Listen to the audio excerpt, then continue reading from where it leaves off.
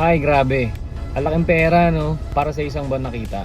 Alam nyo ba guys, na yung kalahati na yan is ubus na.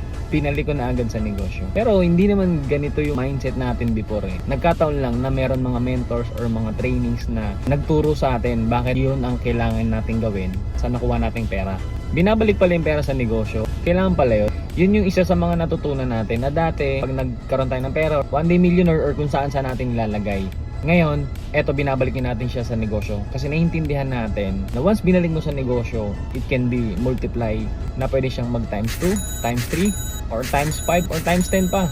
So alam ko, gusto mo rin kumita ng ganyang kalaking amount. Alam mo ba na sa lahat ng pinasok kong diskarte, dito lang sa real estate nangyari sa akin yung ganyan. So kung interested kang malaman kung paano ginawa yan,